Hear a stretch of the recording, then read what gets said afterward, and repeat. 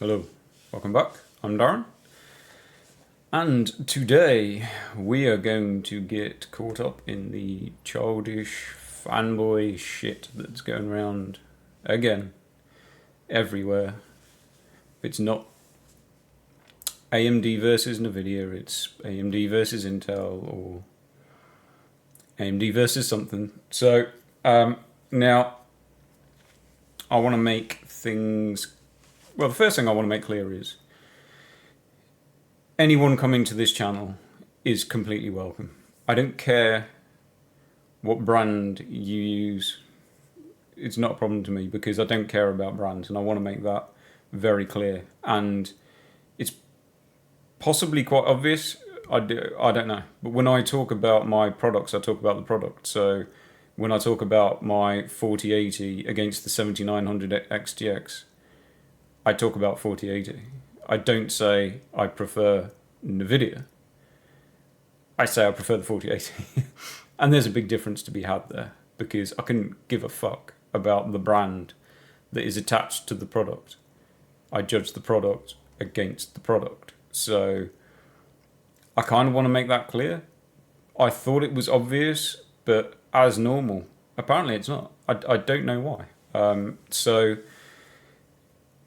I like to talk about the products, and the whole reason that I have this channel is that I own these products. I would have owned them anyway. I didn't buy them for the channel. I play games on them. I play a load of different games, and if I can help people make a decision about what might be best for them, then that's what I'll keep on doing. If it doesn't align with your opinion, that's totally fine. It doesn't need to align with your opinion. Everyone has a different opinion, and everyone has something that will work for them and won't work for someone else. So when I see yet again I'm branded as a Nvidia crying fanboy because someone that means fuck all to me has decided to sell a brand of GPU that they don't like, what the fuck? Like, I don't care. Why would I care about someone else's GPU? Why would I be emotional because someone else someone that means nothing to me is selling their product? Like, that is about as low as childish shit can go. So whilst I'm being accused of being a Nvidia fanboy, I want to kind of go a little bit further, is to say, yeah, I can kind of probably go a little bit further into the Nvidia fanboy thing, because what class is a Nvidia fanboy? That's what I'm kind of interested in. If I take two products and I prefer one of them, and they're two products from various brands, does that make you a fanboy? So if next year I decide that the Samsung S22 that I'm using at the minute is doing my head in for some reason, and I go and buy an Apple next year, just for that year, I might not have it the year after, but if I go and buy the Apple for next year, does that make me an Apple fanboy? Because at the moment I have an Apple, so I have to be an Apple fanboy. Because I've kind of got things here that I'd like to kind of share with you. Now, this is a guy that I don't know. I gave him some advice on a forum over, I think at the time it was someone that was asking for advice on a build that he had put together. He had no experience in how to complete the build that he was doing, so he basically gone or put together a list of parts he wanted to do and build a computer. And at the time, I noticed within the list of parts that he had that he was trying to mix a ATX motherboard in an ITX case. So I clicked on his post, responded saying, look dude, just be wary that that motherboard that you've put down is an ATX motherboard. It's not going to fit in the ITX case. So anyway, this guy basically was like happy that I pointed it out, and he ended up personal messaging me, which is kind of, I didn't really want to get into, but he started messaging me, asking me, thanks for helping me out. I need some more advice. Can you help me out? Okay. So this guy was basically looking at getting a 4070. But he was on a budget. So the conversation carried on, and I'll cover his name up. But let's just say this is where the conversation went. And you can pause this, screenshot it, however you want to go. But this is coming from a Nvidia fanboy, okay? I'm a Nvidia fanboy. So this guy says something about 4060, 4070, sorry. So I replied, 4070 is a lot better than the 3060, yes. But if you're on a budget, I wouldn't discount AMD. Nvidia aren't budget friendly. So he responds, yeah, I've seen a few YouTube videos that say 4070 is bad. So I replied, the 4070 isn't bad, but it's not great value. How much is a 7800 XT in your area in comparison? Now, is that something that a Nvidia fanboy would say to someone? Because I don't think it is, if I'm being honest. So then I'm going to go to someone that is actually my friend, okay? Like an actual personal friend. At which we were talking about, he was talking about wanting a new GPU. Now, he was on a 3080 Ti, and someone approached him wanting to buy his 3080 Ti, and they offered him a decent price for it, at which point he was like, you know what, I'm just going to sell it. And I think he ended up using like a lower end GPU just to get him through. He just thought, you know, you're offering me more money than what I'm expecting to get for this, so I'm going to take the money. So he then asked my advice on the next GPU, and he knew that at the time I was running a 4080 and a 7900 XTX. So within this conversation, I'd said, look, the native performance of the XTX mostly wins. You don't care about RT, do you? Which he replied, I never used it. So then I replied, I don't know. I mean, it's late in the generation to buy either of them in my mind. Okay, because it is quite late. I think he only bought it a couple of months ago. And I'm like, well, it is quite late in the generation to now go out and buy one of these GPUs. I don't think AMD are going to bring anything high-end to the next generation. Nothing will beat the XTX. Nvidia are rumoured to have big gains on the next generation. So whilst I'd say the 4080 is better, I'm not sure it's £300 or dollars to him. Because at the time, it was a difference between... I think he could get an XTX on a deal and he couldn't get the 4080 on a deal at the time. So he had available to him a $300 cheaper XTX. So I'm not sure it's $300 better. Spending less on an XTX now and seeing what happens with the 50 series launch could actually be better. Okay? Again. Now, is that the type of response that a Nvidia fanboy would give to someone? Now, that's two people that I've probably told them they would be better off going with AMD. So I just want to clear that out before I go any further, okay? Because what I say in this channel and the things that I back up, I will show you a visual comparison. And I will show you the games that I play and how something works for me and how something doesn't work for me. And that's just my information to pass on to other people. They can then come to their own conclusion. I'm not telling anyone to buy Nvidia. I am not telling anyone to buy AMD. I have to be extremely clear on that. And anyone that wants to come to this channel and talk about either is completely welcome. As long as you keep it civil. That's the only thing I ask, because people get tribal in the comments and it can get personal, and I don't want to see it getting personal in the comments. So all I ask is you keep it civil, and anybody is welcome here. If you like Intel, you're welcome. If you like AMD, you're welcome. If you like Nvidia, you are welcome here. I want to make that perfectly clear. I am just giving my advice, which I will back up in a visual way or whatever I can to help you come to your conclusion. I'm not giving you the conclusion. I'm not unlocking the door for you. I'm not giving you the answers. I'm not telling you what to buy, because how can I? I mean, for a start, everyone has different prices all across the world. So that's how I'm going with this channel. and I want people to be aware of that. Now, I kind of thought to myself going forward, because I don't want to keep comparing the XTX and the 4080. See, I didn't mention AMD versus Nvidia.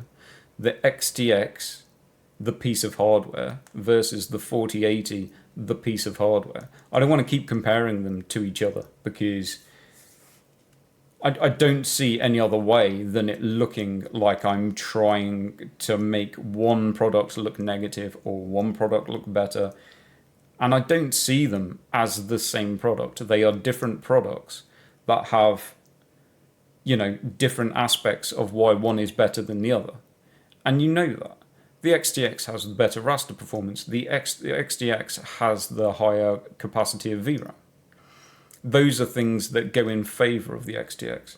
And with the Nvidia, I feel like it has the better feature set, which is why I said it's working out for me better whilst I'm trying to do content creation. I prefer the use of DLSS over FSR. That's what goes with that card. So I don't want to keep covering almost the same content with each other, because I find it will always come out negative. So it did make me think today that I want to use the XTX for its features. And the biggest feature of the XTX is the 24 gigabytes of VRAM. It has 24 gigabytes of VRAM, and I'm not finding myself using it, which almost puts it at a negative, because that card draws a lot of power, and it draws a lot of power because it's carrying so much memory, and it's carrying a huge memory bus.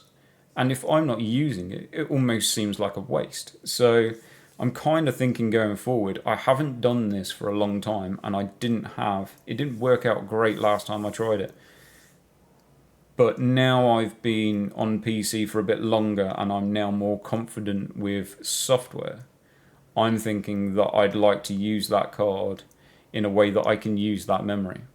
So I'm thinking of getting into like heavily modding games on that card, because I believe that's where that card could shine.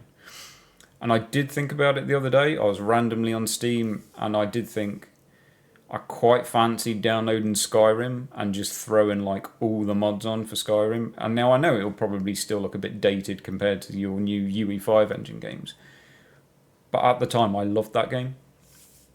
And I did think kind of the same for like the original Assetto Corsa, just throwing on all the mods that are available. I thought that might be a quite cool thing, because that computer at the moment is hooked up to my sim rig. So I don't know. There's like Kingdom Come Deliverance that has huge mods. Now, I don't know if that's still going to have, or what sort of impact that will still have on performance. I did mod some like graphical mods when I ran the 6800 XT on The Witcher 3, I think it was, the the Hulk HD pack. And even though it did use obviously VRAM allocation, it did take up a lot of performance to run that as well. So I'm not sure how it's going to work. I'm not sure how much a lot of the mods will also impact performance, but it's something that I'd quite like to do, because I think that that'll be a major benefit for that card, and I'd like to show off that GPU in a scenario where it's not always just playing in the same way against the 4080. Now, we know that the 4080 doesn't have the VRAM capacity of the 7900 XTX. So this is an area where I believe that the 7900 XTX could then pull a decent lead if that is how you want to play, and if that is a feature that you would use. I mean, the other thing that I have noticed in a few comments recently is that the 7900 XTX is a better buy because it can do 6K and because it can do 8K, whereas the 4080 can't because it doesn't have the memory capacity. So again, that's something we'll look into. I'm personally not convinced, but who knows? We'll check it out. We'll have a look. We'll run some. I've got the 4K monitor. I'll hook it up back in here. We'll put it on the 4K monitor and we'll VRS it to 6K or 8K, and we'll see what type of what it can do, because if that's apparently a selling point, then let's show it off as a selling point. It'd be interesting to see. Again, obviously, you're not going to run 6K, or, well, you might in some games. You're not going to run 8K on a 16 gigabyte card, I wouldn't have thought. So again, that's something that I might want to see. So I kind of want to mix it up going forward. Now, that doesn't mean that as new games come out, I will still do my normal testing against new games. So I'll still probably do a 4K test on both, and then I'll probably do a 1440p test on both. I don't pick up every new game that comes out, but at the same time, there will be other benchmarks and there will be other channels. So this channel is showing off my personal experience, and it's showing me using these graphics cards in more of a gaming scenario than just your standard random, benchmark, which is all very kind of, there's not a lot of explanation going to it, and there's not a lot of visual interpretation on how I would use either card in a kind of performance versus visual aspect. So I'll basically, when I'm going to be testing through games, I will be going into those games and looking at what type of performance I can get from that GPU, whether it be the 4080 or the 7900 XTX, and where I feel if I'm pushing too much of a visual impact, that I'm not gaining enough performance, or vice versa. So that's kind of, I would have thought that if you've watched probably any of my content, you'll see that I try to find a balance between enough performance whilst not taking too much of a visual impact away. So I don't really like the heavy stuff that does remove too much visuals. I put visuals ahead. And that's why, obviously, the 4080 for me, a lot of the time, is the GPU I prefer to use, and that just comes down to DLSS. And it's, like I said, it's not a big issue. I've never said I need to get rid of my XTX because FSR is just so bad, I just can't handle it. And every time I put it in, it just makes me want to take it out, or anything like that. I'm happy to play with FSR.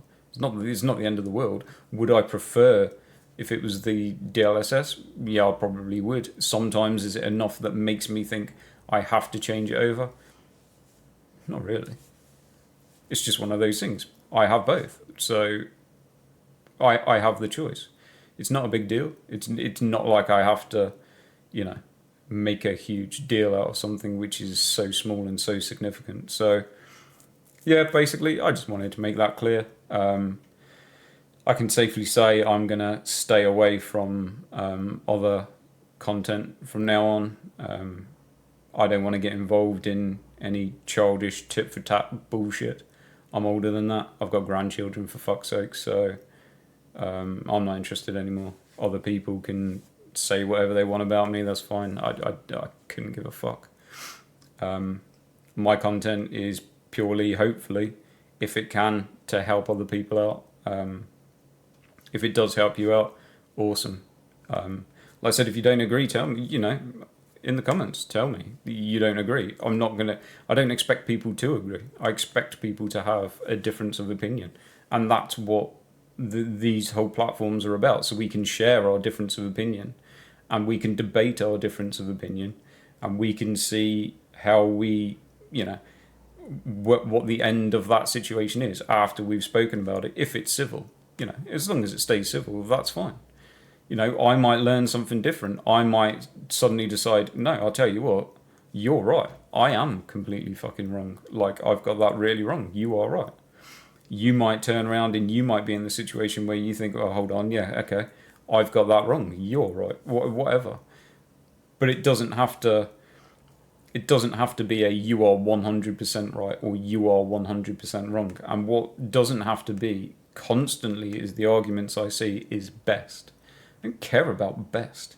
All I keep hearing is, I want the best. This is the best. That is the best. If I wanted the best, I wouldn't have bought both of these GPUs. I would have probably spent the money on the 4090, and then I would have some way of arguing what I have is the best. But best is, when you're constantly arguing best and best and that to me goes back to like school kid, my dad's bigger than your dad stuff. I'm not interested in that. I'm really not. Now, the other argument that I'm seeing a lot is the Intel argument, and it is warranted in some way. Intel have obviously made a huge screw up.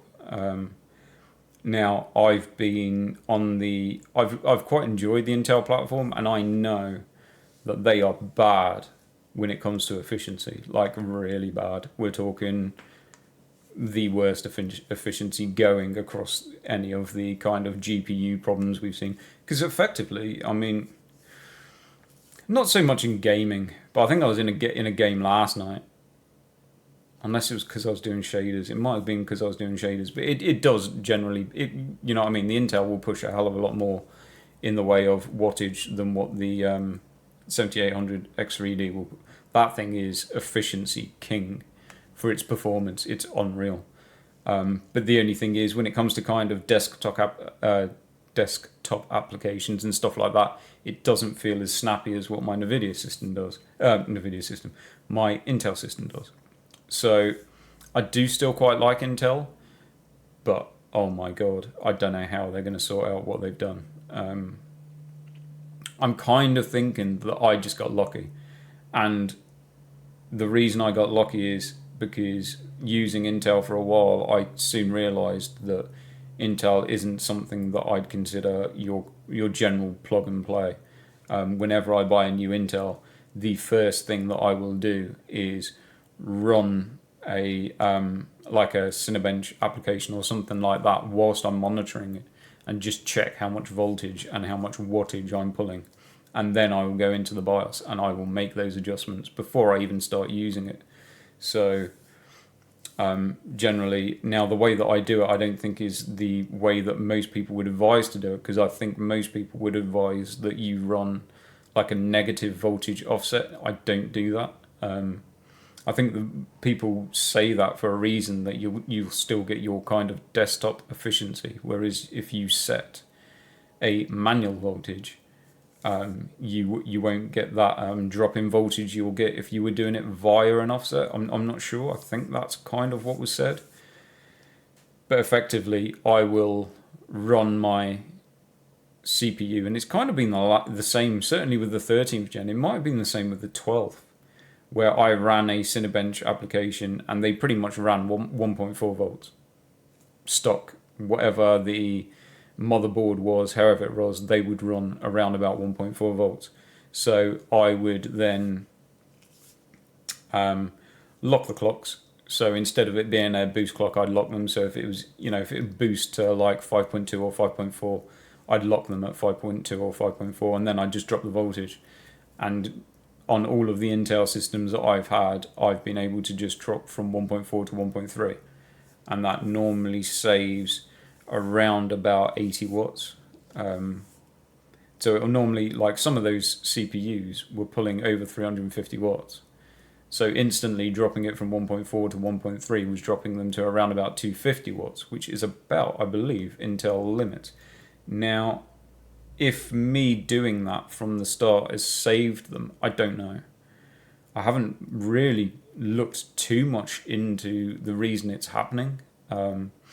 Because effectively, because I've started obviously doing content, and I do have family life and obviously other commitments working full time, I don't get to look at as much social media whilst I'm trying to create stuff. So it's kind of dragged me out of that a bit. So I haven't seen the complete reasons why it's happening with Intel. I know it's obviously voltage reasons, but I'm not sure if it's a default that's led to the voltage reasons. So, touch wood, my Intels are running okay and they survived, but I did have a scare yesterday. And that leads me to the next thing, because I don't think people are talking enough about it, and that's Unreal Engine 5.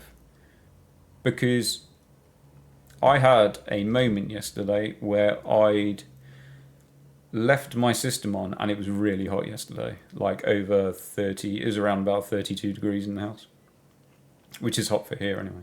And I'd left my computer running while I was outside doing some stuff, probably for about 6 hours. I came back in and I tried to load the first Descendant, and it was for the first time since I'd swapped over, or I'd swapped back to the 4K monitor. Now, I'd already played it at 4K, but in between I'd swapped over to the 1440p. So when it loaded up, it did some updates, and then it was trying to load shaders. And I was sat watching it doing the shaders, and the overlay had come up, and I noticed straight away, and I was expecting it to crash because I noticed that it was pulling 100% GPU utilization, and it was hitting over 100 degrees to the point of it was starting to thermal clock. So it crashed, which I expected. And then it crashed again, and then it crashed again. So the only thing that I could do was to lower my... Luckily, there's a menu that you can get into. Was to lower the settings to 1080p low, get it through the shader cache load, get into the game, set everything back to the normal like 4K ultra settings that I was running, and then I played the game and it was fine. I then stopped playing the game, did some gardening or whatever I did, came back, loaded it up later at the 4K preset and everything, and it loaded up fine. But it did do a shader cache, but it didn't do the lengthy shader pre-cache that it did the first time. So I had a worry. I did actually think, yeah, okay, this is it. This is my Intel issue. I've just fried it, and it's game over. Hopefully it's all right. We will wait and see. But yeah, UE5, should they be doing that? I don't think they should, because it's not just that scenario. Once human, if you're not monitoring that and you don't set an FPS limit, that does exactly the same. And it does it on the AMD, and it does it on the Intel. The only thing is, the AMD probably isn't at as much danger because it's not running the high voltage the same as what the Intel is. And then I get the same in Grey Zone Warfare, another UE5 game, in the helicopter ride, exactly the same thing. It's pulling over 100%, well, it's pulling 100% utilization on every core, even including the E-cores, and it's hitting 100C. So is this a problem? And if it is a problem, I'm not seeing it discussed. Now, I'm not, like I said, I'm not out physically searching for if this is getting discussed. I just see all of the AMD Intel arguments today, obviously because of the 12th and 13th gen Intel problems. So AMD people are just bombarding the Intel guys with it, post after post after post. And I've not seen anyone mention that are all of these problems a consequence, because it seems to be gaming related. It doesn't seem to be productivity related, and productivity, you're generally going to put more stress on your CPU. But from what I've seen, all of these problems that have happened with Intel, they're saying is obviously it's visible because it's causing crashes in games, and it's making me think, okay, well, is this UE5? Because if you were around long enough, and I was, if you remember it, when Amazon released New World, the game obviously by Amazon, there was an issue with 3090s. Now at the time, the 3090 or 3090 Ti's were the GPU that pulled the most wattage, and that game was causing an issue, and it kind of went tit for tat between Amazon, between Steam, between Nvidia, who was to blame for it.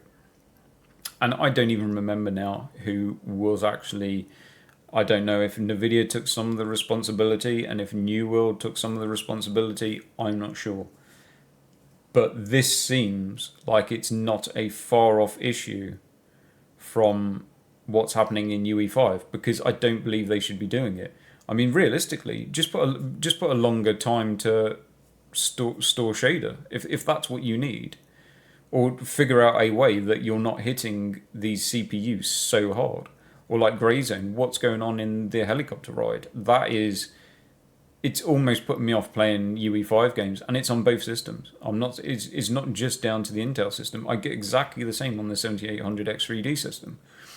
And it's concerning for that, because a lot of people say that 3D V cache is very sensitive to heat, and you don't want to keep overheating that CPU. Well, I am overheating that CPU every time I have to do cache, or every time I get into a helicopter ride in Grey Zone Warfare, or running Once Human, or I think another, like Battlefield games are really bad for it as well. Like crazy CPU usage. I noticed that yesterday. So which one of those are on UE5 engines? I don't know. I thought they. I don't want to say, but I know that whatever the Battlefield engine is, whatever those games run on, those seem to run stupidly high CPU usage. I did notice I was running Battlefield 5 yesterday and my CPU was hitting about 85C. I never see it hit 85C in game, ever. Battlefield 5, it was getting hot. And the annoyance is Battlefield have taken away the overlays, because they're saying it's some cheat thing. So you can't have an overlay. The only reason I realised was I thought, I'm sat next to my PC and I'm thinking, that's throwing out some heat. So I looked through the side, and my motherboard has a code reader, and once it's done its post and you've had your various codes come up, it will revert to a CPU temperature. So it will tell you CPU temperature.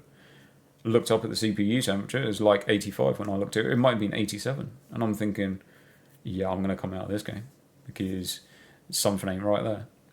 And then admittedly, I left the computer running from that point on, and then I had the issues that I had with the First Descendant. So who knows? But I think there's a conversation to be had there with UE5. I really do. I might be completely wrong, but I've witnessed it and I've spoke about it in those games where it's come to my attention, and I'm like, whoa, what is going on there?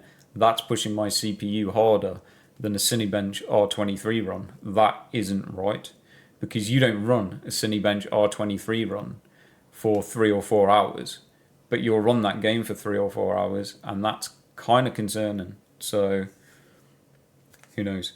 We'll see. But yeah, basically I'm going to leave it there. I did just order a new mic because I want to do some more sim racing content, and the sound quality through my Logitech microphone is so bad I don't even want to listen to it myself. So I've ordered another mic. That might end up here depending on how it works, or it might end up on the sim rig, but hopefully I can improve that quality, because yeah, the mic was just terrible. So I have ordered that, and then yeah, basically going forward I'm going to be still doing a bit of racing content on the 7900 XTX because I like it, funny enough, and I'll probably start going through a couple of games at 4K on the 4080 as well. So that's where I stand at the moment. If you liked sound, give me a like. And if this is the type of content that suits you or you appreciate, then maybe hit the subscribe button. It will help me out. And yeah, I'll leave it there. So I will catch you in the next one.